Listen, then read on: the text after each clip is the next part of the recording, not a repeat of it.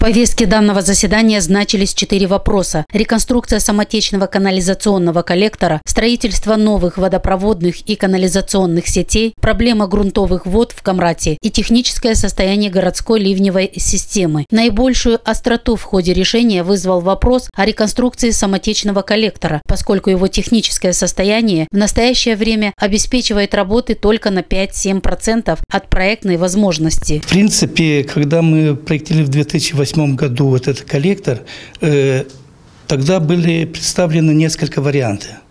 В том числе напорный коллектор, потому что он строится, меньше деньги на вот это надо, то есть и трудоемкость меньше, он на глубине метра 20, но затраты будут в эксплуатации. То есть затраты электроэнергии, затраты на эксплуатации, замена насосов и так далее.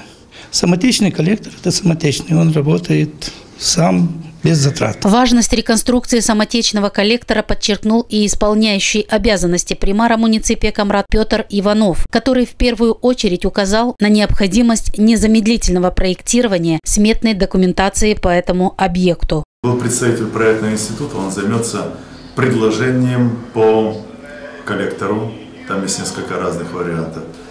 Но для того, чтобы коллектор работал и не было экологических катастроф, разработана смета, которая предусматривает в первую очередь ремонт 2 колодцев и части трассы коллектора. Коллектор существующий, он на глубине около 7 метров.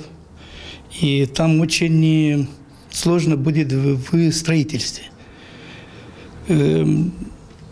Какой вариант, надо еще раз подумать, потому что с 2008 года по сегодняшний день и условия меняются, и другие технологии, и другие трубы,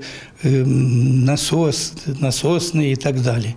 То есть сейчас надо думать. В последнее время в Камрате резко обострилась необходимость решения проблемы грунтовых вод. Особую остроту она приобрела в нынешнем году, когда их наличие ощущают в своих подвалах и домах многие жители города. Некоторые причины подъема уровня грунтовых вод в Камрате и варианты его снижения назвал руководитель государственного предприятия по защите почв Дмитрий Димча. Необходимо запроектировать и построить дренажную систему, иначе все время наши люди будут иметь вот такие проблемы. Полные подвалы водой, вода течет по улицам, и это очень неприятно.